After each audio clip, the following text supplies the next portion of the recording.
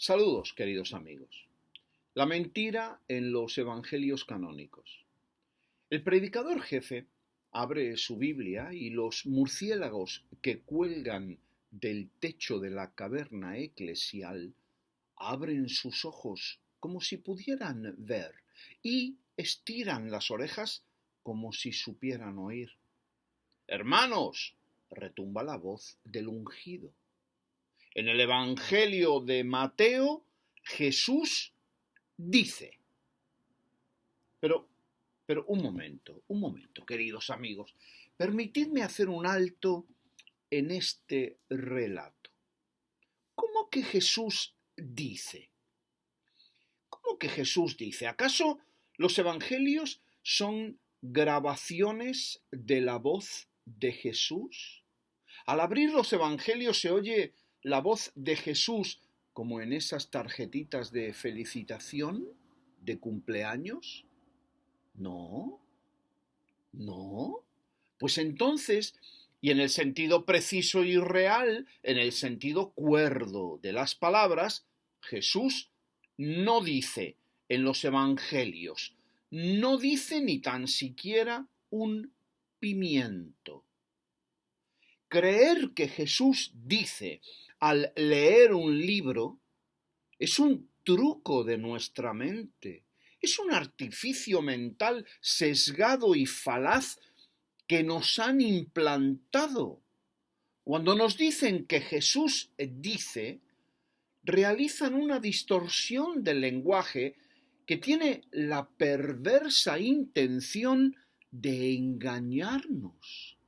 Es como la propaganda que usa un efecto emocional determinado para producir el engaño, ya que si se acepta que Jesús dice y no se investiga en su sentido real, se acepta la ladina implicación de que ese Jesús está vivo y habla hoy, lo que es, queridos amigos, una pérfida mentira que atenta contra la cordura, la decencia y la dignidad humana. Hay que darse cuenta de lo que esto representa. Se trata no sólo de una manipulación que crea en nosotros una sugestión emocional, como la usada cuando se afirma que el Dios judío es nuestro Padre y la alegada Virgen María es nuestra Madre. ¿Se da usted cuenta? Usan el sentido figurado como si fuera sentido real y actual, para que caigamos en sus trampas. Le dicen que es fe, pero no es fe. En realidad lo que es hipnosis, la autoridad imponiendo, es sugestión, artificio mental provocado, es un engaño agazapado. El papá lee un cuento a la hija pequeña para que se duerma. La niña, en un momento de lucidez, pregunta: «Papá, ¿es verdad que el lobo se comió a Caperucita?» Y el padre, creyendo que le hace un favor a la ilusión de su hija, le contesta: «Claro que sí, hija mía. Esto que te estoy leyendo es una historia real». ¿Por qué afirmar que Jesús dice es engañarnos? Pues porque todo el entramado está basado en la historicidad del relato evangélico, en la autenticidad de sus autores y en una especie de brujería de hacernos creer que esos escritos son actuales, lo cual es una afirmación totalmente falsa, mediante la que se pretende hacernos creer que los textos evangélicos tienen algo así como un superpoder, capaz de atravesar dimensiones desconocidas y convertir la letra muerta en palabra viva y vivificante. Los evangelios, dicen, son un mensaje tan actual y verdadero que en ellos se escucha la voz de Jesús. ¿No escucháis cómo Jesús dice en los evangelios? Lee y entiende, escucha en tu alma. Y si no comprendes, no te preocupes, que el pastor o cura de turno, intérpretes divinos certificados y homologados por la divinidad judía, te aclararán todas tus dudas. Y ante estos sabelotodo engreídos que no corren ni cuando llueve y que se la pasan gritando todo el día, Jesús dice, nosotros, pobres almas llenas de sufrimiento, no tenemos por menos que responderles con claridad y contundencia lo que es la verdad pura. Jesús en los evangelios no dice un carajo. La verdad cierta es que alguien escribió sobre Jesús, lo que a su vez implica, como vamos a ver, una verdad muy interesante que debemos conocer y comprender para salir de una santa vez y totalmente del engaño manipulador de la fe cristiana. Resulta que la veracidad de todo el mensaje del Evangelio la fundamentan en que unos personajes alegan por escrito que convivieron con Jesús, bajando y subiendo los polvorientos caminos de Israel día y noche. Y por lo tanto, aseguran que fueron testigos directos de lo que el Maestro dijo e hizo. Eso es lo que pretenden que creamos, que son 3 de los 4 evangelios, pura y veraz historia, escrita por testigos directos que vinieron a ser algo así como veraces corresponsales de guerra. Como consecuencia, se asegura que lo que escribió Mateo, así como Marcos y Juan, es totalmente verdadero y cierto, y debe ser el fundamento sólido de la fe y también la espada afilada y puntiaguda para contradecir a los que se oponen. Abra usted su Biblia y lea en el Nuevo Testamento lo que en la denominada epístola primera de Juan capítulo 1 se escribe con énfasis y autoridad alegadamente por Juan el apóstol. Lo que hemos oído, lo que hemos visto con nuestros ojos, lo que hemos contemplado y lo que han palpado nuestras manos acerca del verbo de vida, eso os anunciamos. Esta contundente declaración de estar ahí, en el punto, en el sitio indicado, en el momento indicado, se generaliza a los autores de los 3 evangelios citados, cuyo testimonio presencial pretende tener toda la autoridad del testigo y por lo tanto ser absolutamente cierta, cabal y verdadera. Pero, ¿lo será?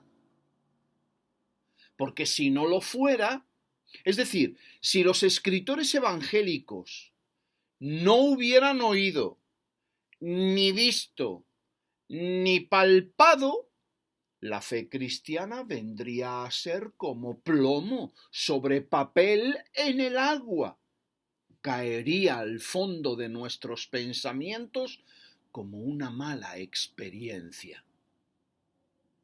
¿Y qué me dirán ustedes que están aquí conmigo tranquilamente si yo les dijera a ustedes que los autores de los evangelios canónicos resulta que no son ni Mateo, ni Marcos, ni Juan, ni Lucas, sino que los verdaderos autores de la vida de Jesús son unos perfectos desconocidos? Pero no vaya usted a creer que eso es algo que yo me estoy inventando. Yo no soy el responsable de dicha información. Estudie usted, lea, investigue sobre quiénes fueron los escritores de los evangelios. No tenga usted miedo en descolgarse del techo de la cueva eclesial y conocerá que la crítica textual del Nuevo Testamento, la crítica alta y la baja, la crítica formal, así como la inmensa mayoría de los comentarios del Nuevo Testamento, hace ya muchos años, que confirmaron que los verdaderos autores de los evangelios fueron en realidad unos impostores ventajistas que pusieron en sus escritos los nombres de los apóstoles reconocidos con la intención de darle credibilidad a sus escritos, la credibilidad que, por otro lado, en sí mismos no tenían. Investigue usted antes de hablar, busque y analice. Todos los eruditos reconocidos acuerdan que los verdaderos escritores de los evangelios no fueron ni Mateo, ni Marcos, ni Lucas, ni Juan, sino que fueron autores anónimos que vivieron varias decenas de años, tal vez 90 o 100 años después de muerto Jesús. Es decir, que no vivieron con Jesús ni un solo minuto. No caminaron polvorientos caminos junto a él, no escucharon sus palabras, ni vieron sus alegados milagros. Lo que aquellos autores escribieron fueron leyendas que escucharon aquí y allá, fantasías, cuentos de viejas, fábulas religiosas que fueron inflándose como globos a lo largo de las decenas de años que fueron pasando. Por tanto, cuando se habla del Evangelio de Mateo, se pronuncia una mentira semejante a la de cuando se dice Jesús dice, ya que Mateo no es el autor del Evangelio que lleva su nombre, sino que falsamente se le atribuye la autoría para que el escrito tenga mayor autoridad. ¿Quién escribió los documentos de los 4 evangelios entonces? No se conoce quién o quiénes escribieron esos evangelios canónicos. Esa es la pura verdad desnuda y sugerente. Solo se mantienen los nombres de Mateo, Marcos, Lucas y Juan como sus genuinos autores por tradición. Pero esto no es lo más despreciable de todo este lamentable asunto. Lo que despierta el reflejo del vómito y eriza el poco pelo que nos queda es que las iglesias protestante y católica están al tanto de la mentira. La conocen a la perfección. Saben que los 4 evangelios son relatos bastardos realizados por gente acomplejada que no fue testigo de lo que escribieron. Lo saben, pero callan hipócritamente. Prefieren seguir con el disimulo, el equívoco, el panfleteo propagandístico y la distorsión del mensaje en el lenguaje. haciendo creer que los evangelios son el resultado de 3 testigos directos y un investigador creíble, Lucas. Con esa mentira siguen fomentando una fe ilusa que es capaz de tragarse todo lo que le diga un pájaro de plumaje negro con sotana o cuello clerical. Leamos el Evangelio de Mateo, dice el cura católico en su homilía. ¡Mentira!, grita uno allá, sentado en la última fila de los bancos. El autor de ese documento no es Mateo. No empiece su sermón, querido cura, con una mentira. Leamos el Evangelio de Juan, dice el pastor protestante. ¡Mentira! El autor de ese Evangelio no es Juan Apóstol.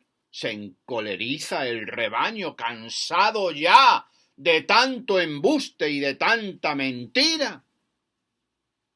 Oh, queridos amigos, he aquí la Iglesia de Jesucristo, la que berrea juicio continuo a las naciones, reclamando ser la luz del mundo y la sal de la tierra. Dicen que son el baluarte y la cuna de la verdad, la depositaria de la buena noticia, de un Dios bueno que se reconcilia con el mundo mediante un tal Jesucristo.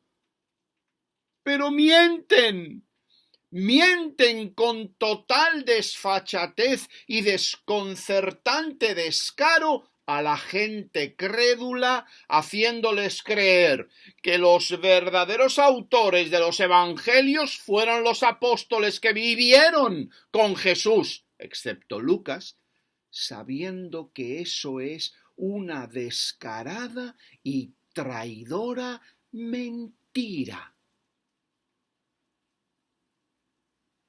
Pero por amor a los dioses y arcanos celestiales, que de tontos no tienen un pelo, ¿cómo se podrá creer que Jesús resucitó si el que nos lo escribe es un mentiroso, un repugnante falsificador que trata de convencernos de que es quien no es? Y más aún, y para mayor escarnio y descrédito, ¿cómo se podrá tener la cara dura de decir que las historietas escritas en los evangelios son palabra de Dios? ¿Es el Dios judío acaso un falsificador especialista en el robo de identidad que plagia impunemente, haciendo creer que lo escrito es suyo cuando en realidad es de otros? Porque si el autor es falso y se alega que lo escrito es palabra de Dios, el Dios que se presume en esos escritos será tan falso como el autor que escribió, ¿no? Ya que la palabra de Dios no puede fundamentarse en una mentira. ¿O sí?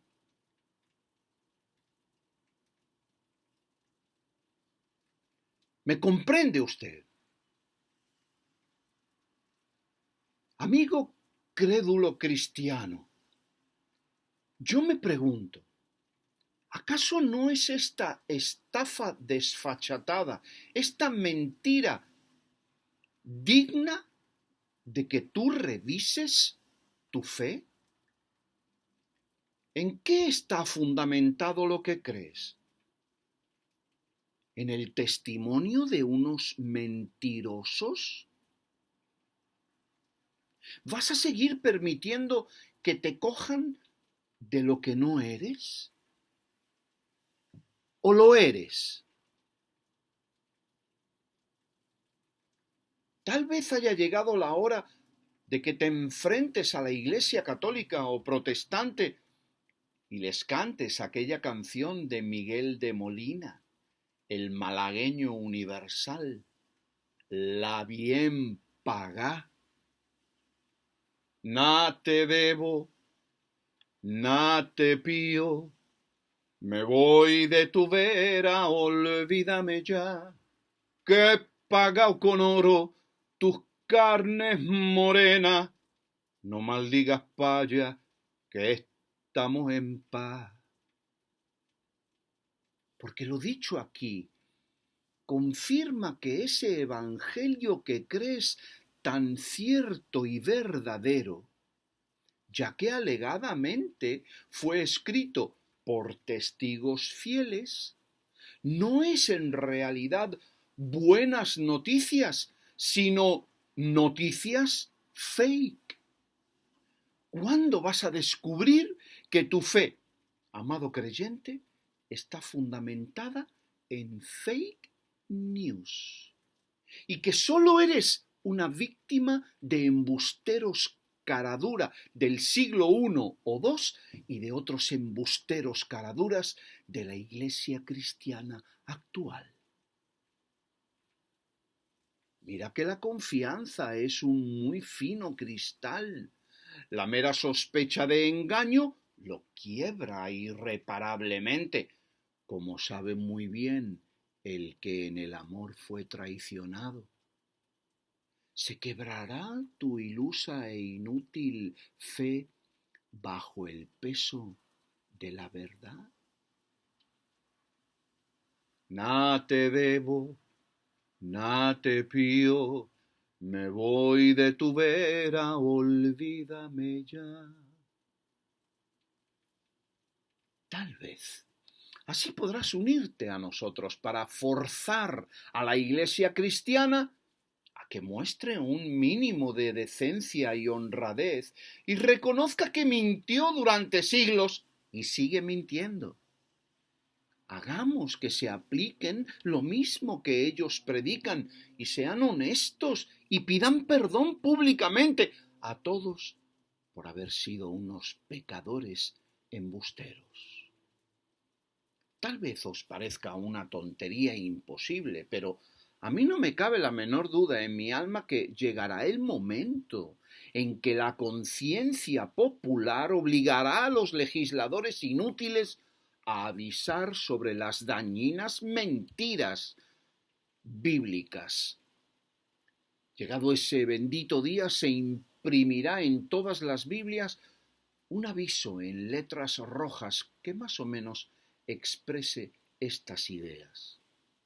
Lo que usted va a leer aquí no es historia.